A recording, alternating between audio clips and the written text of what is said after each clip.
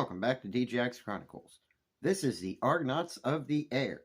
It is a short story that was published by H.G. Wells in 1895 in something called Phil May's Annual. Published in the United Kingdom, December of 1895. I have to watch an ad to get into my PDF viewer. What the heck?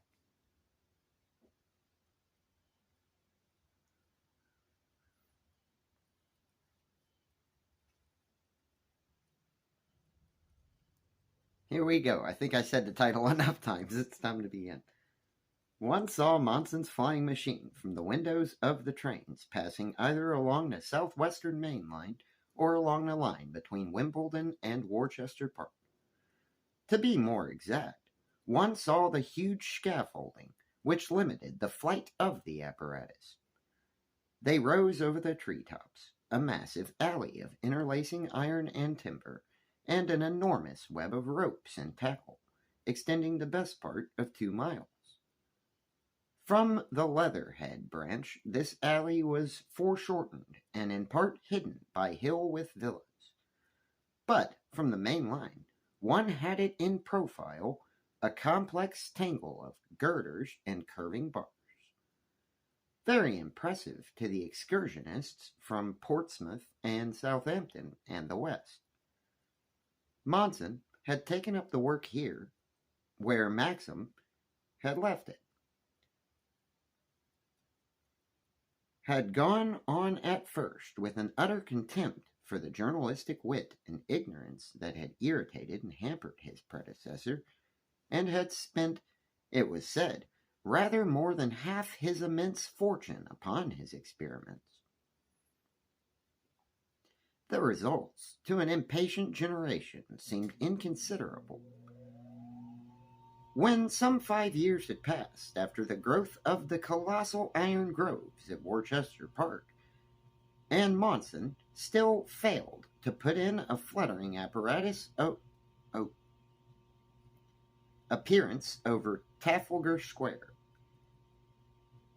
Even the Isle of Wight trippers felt the liberty to smile. And such intelligent people as did not consider Monson a fool, stricken with the mania for invention, denounced him as being, for no particular reason, a self-advertising quack. Yet, now and again, a morning trainload of season ticket holders would see a white monster rush headlong toward the airy tracery of guides and bars,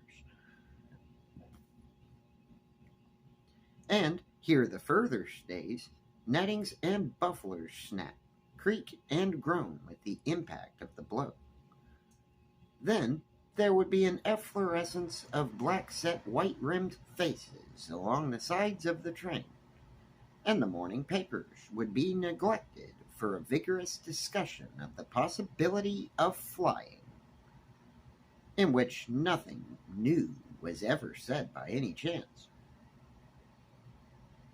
Until the train reached Waterloo and its cargo of season ticket holders dispersed themselves over London, or the fathers and mothers in some multitudinous train of weary excursionists returning exhausted from a day of rest by the sea, would find the dark fabric standing out against the evening sky, useful in diverting some bilious child from its interception, and be suddenly startled by the swift transit of a huge black flapping shape that strained upward against the guides. It was a great and forcible thing beyond dispute, and excellent for conversation, yet all the same it was but flying in leading strings, and most of those who witnessed it scarcely counted its flight as flying. I think I said that all messed up, but I'm just going to leave it alone. More of a switchback, it seemed, to the run of the folk. Monson, I say, did not trouble himself very keenly with the opinions of the press at first, but possibly he, even had formed but a poor idea of the time it would take before the tactics of flying have been mastered. The swift, assured adjustment of the big soaring shape to every gust and chance movement of the air, nor had he clearly reckoned the money this prolonged struggle against gravitation would cost him. And he was not so pachydermatous as he seemed. Secretly, he had his periodical bundles of cuttings sent him by Romite. He had his periodical reminders from his banker. And if he did not mind the initial ridicule and skepticism, he felt the growing neglect as the months went by and the money dribbled away. Time was when Monson had sent the enterprising journalist, keen after readable matter, empty from his gates. But when the enterprising journalist ceased from troubling, Monson was anything but satisfied in the heart of hearts. Still, day by day, the work went on, and the multitudinous subtle difficulties of steering diminished in number. Day by day, too, the money trickled away, until its balance was no longer a matter of hundreds of thousands, but of tens. And at last came an anniversary. Monson, sitting in a little drawing shed, suddenly noticed the date on Woodhouse's calendar. "It was 5 years ago today that we began," he said to Woodhouse suddenly. "Is it?" said Woodhouse. "It's the alterations play the devil with us," said Monson, biting a paper fastener. The drawings for the new vans to the hinder screw lay on the table before him as he spoke.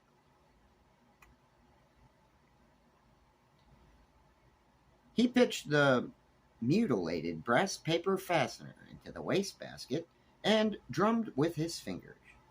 "These alterations, will the mathematicians ever be clever enough to save us all the patching and experimenting? 5 years, learning by rule of thumb, when one might think that it was possible to calculate the whole thing out beforehand. The cost of it? I might have hired 3 senior wranglers for life, but they'd only have developed some beautifully useless theorems in pneumatics. What a time it had been, Woodhouse." "These moldings will take 3 weeks," said Woodhouse, "at special prices." "3 weeks?" said Monson, and sat drumming. "3 weeks certain," said Woodhouse. "An excellent engineer, but no good as a comforter."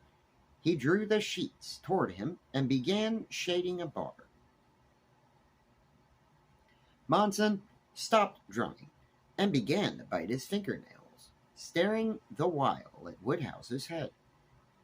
"How long have you been calling this the Monson's Folly?" he said suddenly. "Oh, a year or so," said Woodhouse, carelessly, without looking up. Monson sucked the air in between his teeth and went to the window. The stout iron columns carrying the elevated rails upon which the start of the machine was made rose up, close by, and the machine was hidden by the upper edge of the window.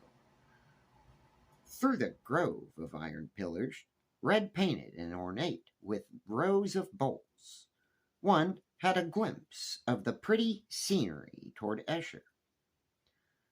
A train went gliding noiselessly across the middle distance, its rattle drowned by the hammering of the workmen overhead. Monson could imagine the grinning faces at the windows of the carriages. He swore savagely under his breath and dabbed viciously at a blowfly that suddenly became noisy on the window pane. "What's up?" said Woodhouse, staring in surprise at his employer. Well, I'm about sick of this. Woodhouse scratched his cheek. Oh, he said, after a simulating pause. He pushed the drawing away from him. Hear these fools. I'm trying to conquer a new element. Trying to do a thing which will revolutionize life. And instead of taking an intelligent interest, they grin and make their stupid jokes and call me and my appliances names. Asses, said Woodhouse, letting his eyes fall again on a drawing. The epithet, curiously enough, made Monson wince. I'm about sick of it, Woodhouse, anyhow, he said, after a pause. Woodhouse shrugged his shoulders. There's nothing for it but patience, I suppose, said Monson, striking his hands in his pockets. Sticking his hands in his pockets. I've started. I've made my bed, and I've got to lie on it. I can't go back. I'll see it through, and spend every penny I have and every penny that I can borrow. But I tell you, Woodhouse, I am infernally sick of it all the same. If I'd paid a 10th part of the money toward some political greaser's expenses, I'd have been a baronet before this. Monson paused. Woodhouse stared in front of him with a blank expression he always employed to indicate sympathy, and tapped his pencil case on the table. Monson stared at him for a minute. Oh, damn, said Monson suddenly, and abruptly rushed out of the room.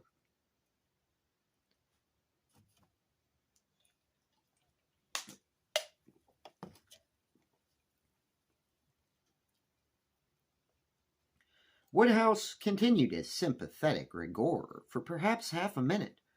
Then he sighed and resumed the shading of the drawings. Something had evidently upset Monson. Nice chap and generous, but difficult to get on with. It was the way with every amateur who had anything to do with engineering. Wanted everything finished at once. But Monson had usually the patience of an expert. Odd he was so irritable. Nice and round that aluminum rod did look now.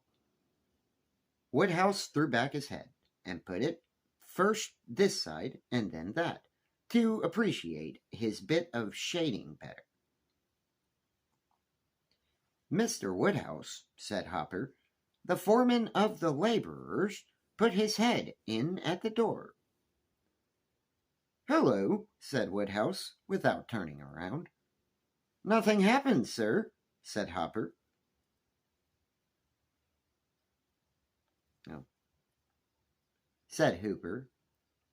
Happened, said Woodhouse. The governor just been up the rails, swearing like a tornado. Oh, said Woodhouse. It ain't like him, sir. No. And I was thinking, perhaps. Don't think, said Woodhouse, still admiring the drawings. Hooper knew Woodhouse and shut the door suddenly with a vicious slam. Woodhouse stared stonily before him for some further moments and then made an ineffectual effort to pick his teeth with his pencil.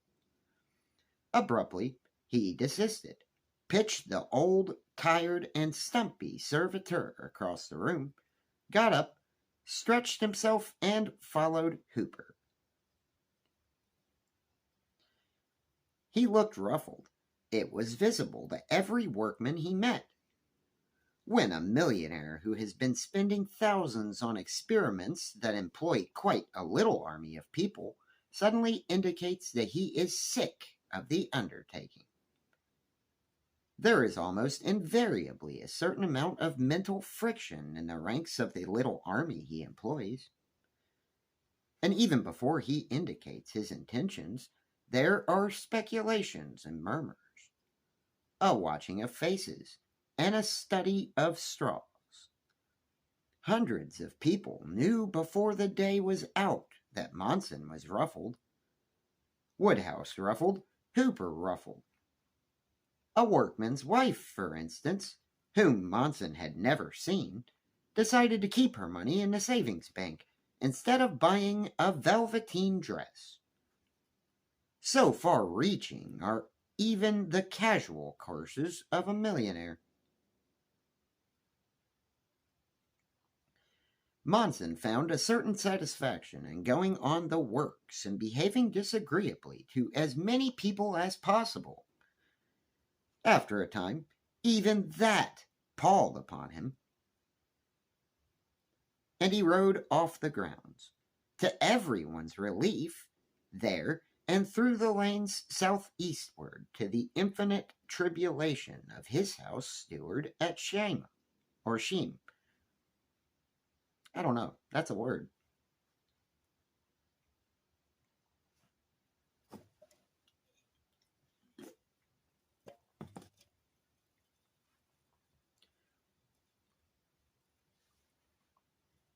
And the immediate cause of it all, the little grain of annoyance that had suddenly precipitated all his discontent with his life work, was these trivial things that directed all our great decisions. Half a dozen I'll consider remarks made by a pretty girl, prettily dressed, with a beautiful voice, and something more than prettiness in her soft gray eyes.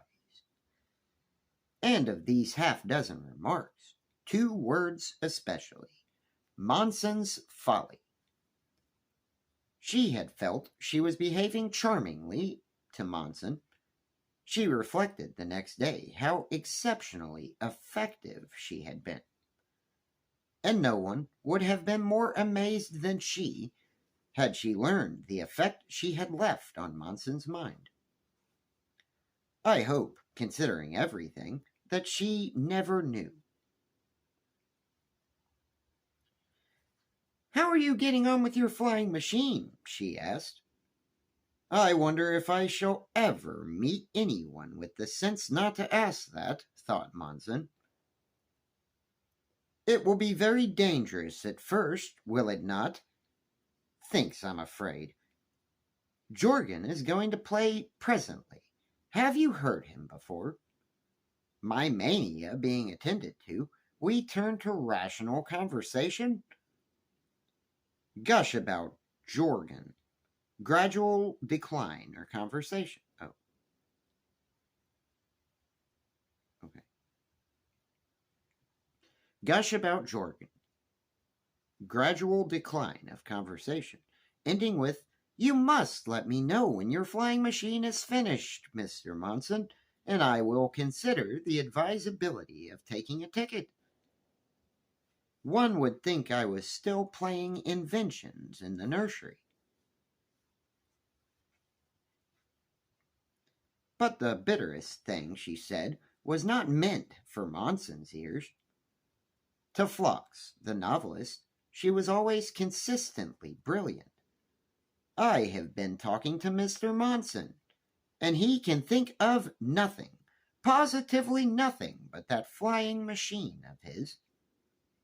Do you know, all of his workmen call the place of his Monson's Folly? He is quite impossible. It is really very, very sad. I always regarded him myself in the light of sunken treasure, the lost millionaire, you know." She was pretty and well-educated indeed. She had written an epigrammatic novelette, but the bitterness was that she was typical. She summarized what the world thought of the man who was working sanely, steadily, and surely toward a more tremendous revolution in the appliances of civilization. A more far-reaching alternative in the ways of humanity than had ever been effected since history began. They did not even take him seriously. In a little while, he would be proverbial. "I must fly now," he said on his way home, smarting with a sense of absolute social failure. "I must fly soon. If it doesn't come off soon, by God, I shall run amok."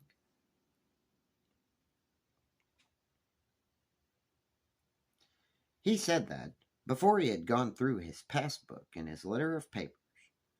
Inadequate as the cause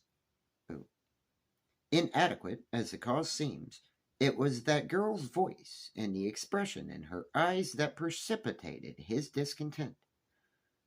But certainly, the discovery that he had no longer even £100,000 worth of releasable property behind him was the poison that made the wound deadly.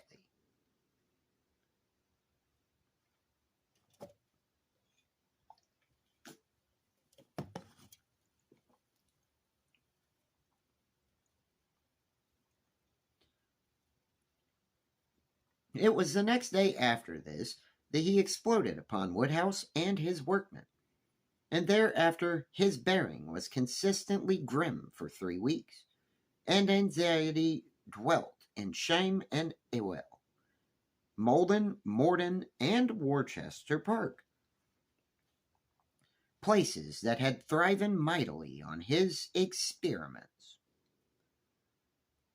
4 weeks after that first swearing of his, he stood with Woodhouse by the reconstructed machine as it lay across the elevated railway, by means of which it gained its initial impetus.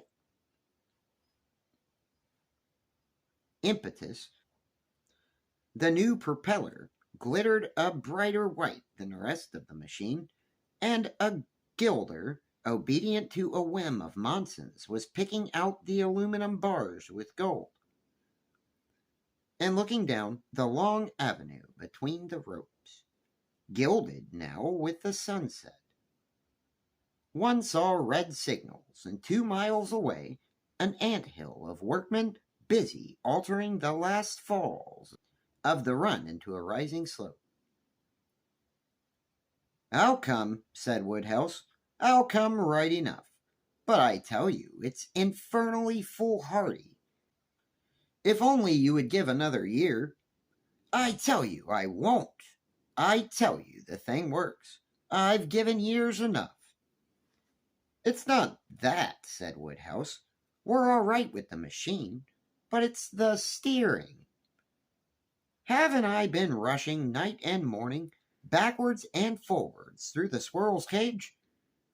If the thing steers true here, it will steer true all across England. It's just funk, I tell you, Woodhouse. We could have gone a year ago, and besides—" "Well," said Woodhouse. "The money," snapped Monson over his shoulder. "Hang it! I never thought of the money," said Woodhouse, and then, speaking now in a very different tone to that which he said the words before, he repeated, "I'll come, trust me."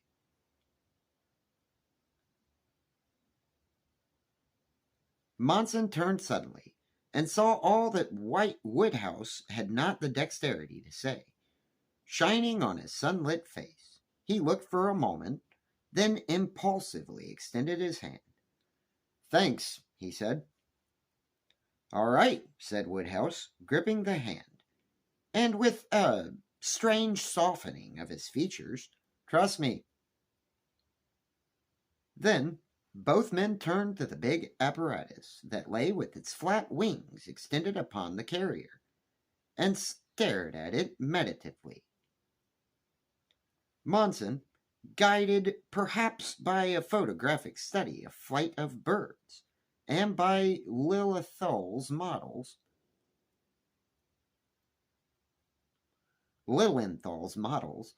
had gradually drifted from maxim shapes toward the bird form again.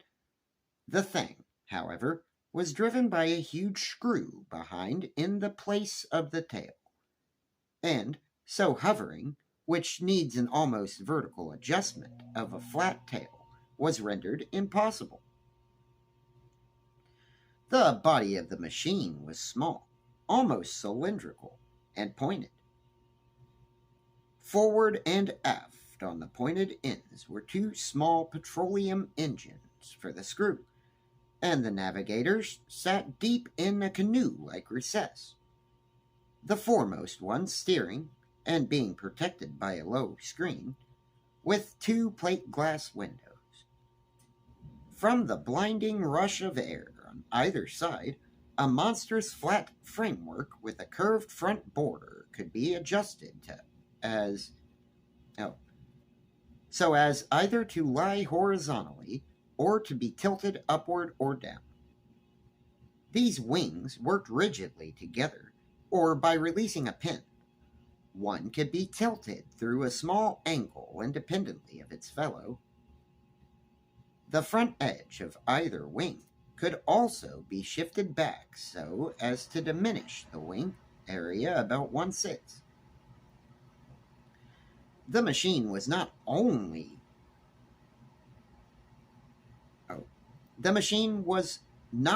not designed to hover, but it was also incapable of fluttering.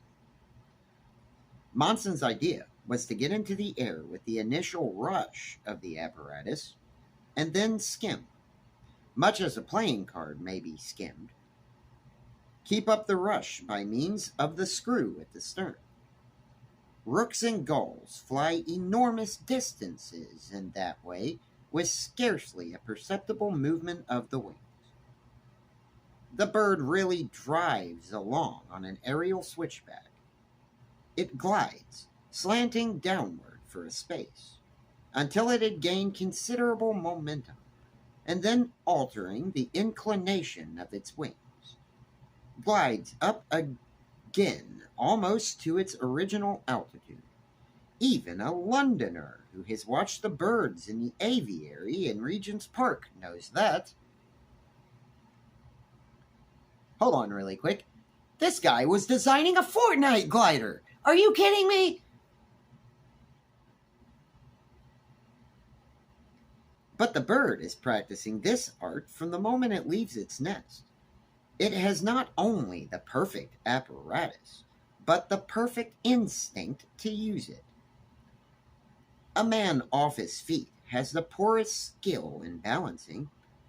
Even the simple trick of the bicycle cost him some hours of labor. The instantaneous adjustment of the wings, the quick response to a passing breeze, the swift recovery of equilibrium, the giddy, eddying movements that require such absolute precision. All that he must learn with infinite labor and infinite danger, if ever he is to conquer flying.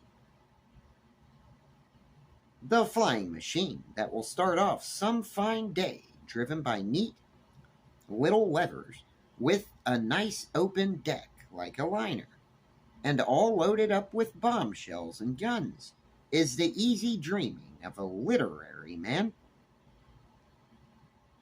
In lives and in treasure, the cost of the conquest of the empire of air may even exceed all that has been spent in man's great conquest of the sea. Certainly, it will be costlier than the greatest war that has ever been devised, that has ever devastated the world.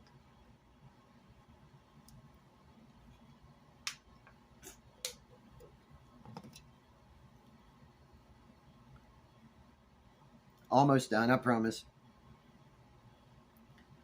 No one knew these things better than these two practical men, and they knew they were in the front rank of the coming army. Yet there is hope even in a forlorn hope. Forlorn hope. Men are killed outright in the reserves sometimes, while others who have been left for dead in the thickest corner crawl out and survive.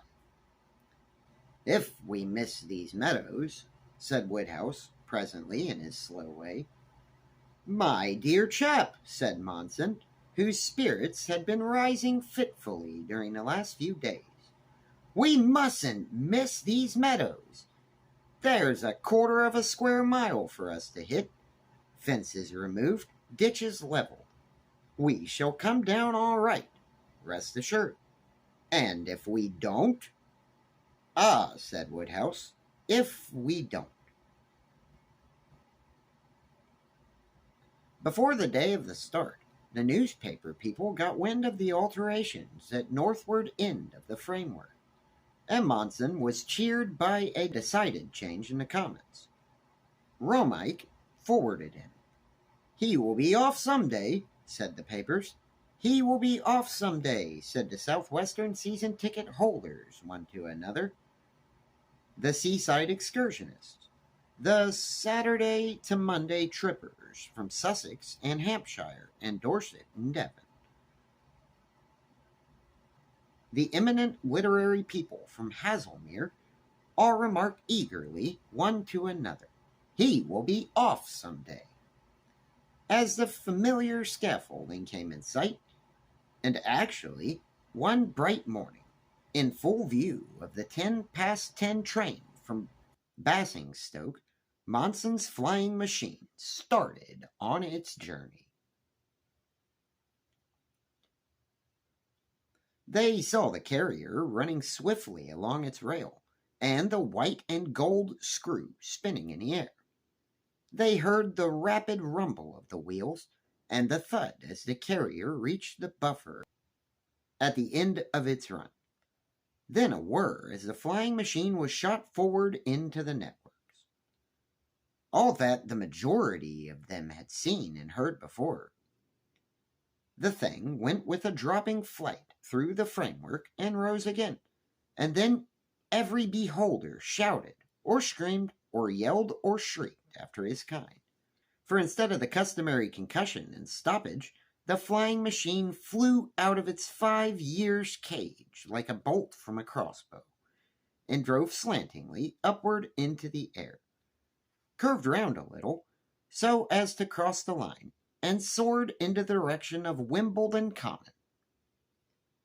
It seemed to hang momentarily in the air and grow smaller. Then it ducked and vanished over the clustering blue treetops to the east of Combe Hill. And no one stopped staring and gasping until long after it had disappeared. That was what the people from the train in Basingstoke saw. If you had drawn a line down the middle of that train, from engine to guard's van, you would not have found a living soul on the opposite side of the flying machine. It was a mad rush from window to window as the thing crossed the line. And the engine driver and stoker never took their eyes off the low hills about Wimbledon, and never noticed that they had run clean through Combe and Malden and Rains Park, until with returning animation they found themselves pelting at the most indecent pace into Wimbledon station.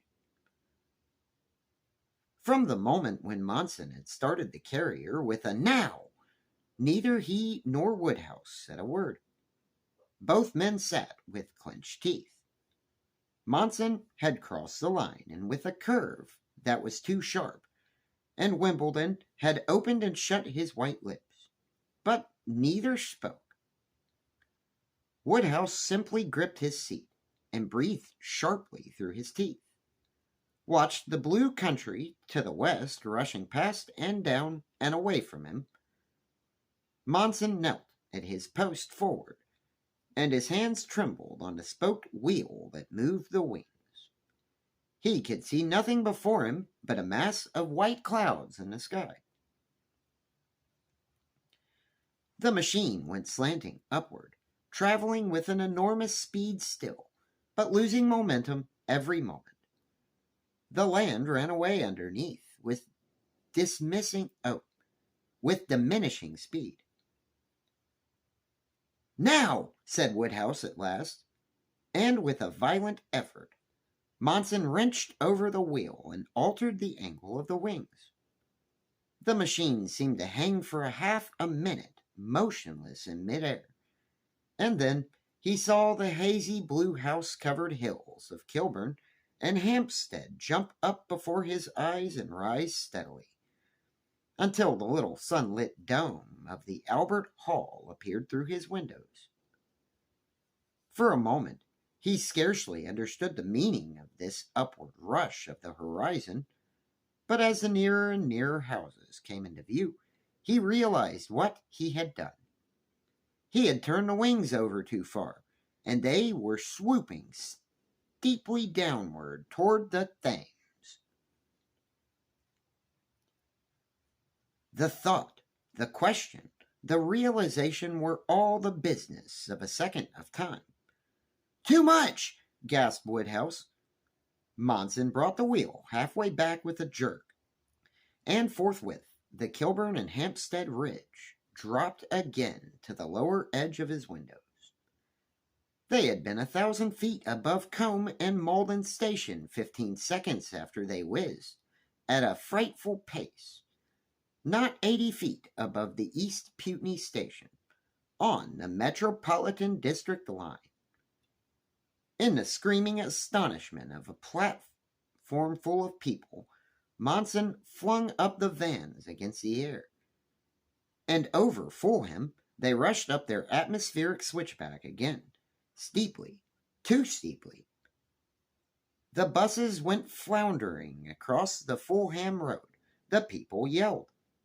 Then down again, too steeply still, and the distant trees and houses about Primrose Hill leapt up across Monson's window. And then, suddenly, he saw straight before him the greenery of Kingston's Gardens and the tower of the Imperial Institute. They were driving straight down upon South Kensington. The pinnacles of the Natural History Museum rushed up into view. There came one fatal second of swift thought, a moment of hesitation. Should he try and clear the towers, or swerve eastward? He made a hesitating attempt to release the white wing, left the catch half released, and gave a frantic clutch at the wheel. The nose of the machine seemed to leap up before him. The wheel pressed his hand with an irresistible force, and jerked itself out of his control. Woodhouse, sitting crouched together, gave a hoarse cry, and sprang up toward Monson. "Too far!" he cried, and then he was clinging to a gunwale for dear life, and Monson had been jerked clean overhead and was falling backwards upon him. So swiftly had the thing happened that barely a quarter of the people going to and fro in Hyde Park and Brompton Road and the Exhibition Road saw anything of the aerial catastrophe. A distant winged shape had appeared above the clustering houses to the south, had fallen and risen, growing larger as it did so, had swooped swiftly down toward the Imperial Institute. A broad spread of flying wings had swept round in a quarter circle, dashed eastward, and then suddenly sprang vertically into the air. A black object shot out of it and came spinning downward. A man! 2 men, clutching each other. They came whirling down, separated as they struck the roof of the Students' Club, and bounded off into the green bushes on its southward side.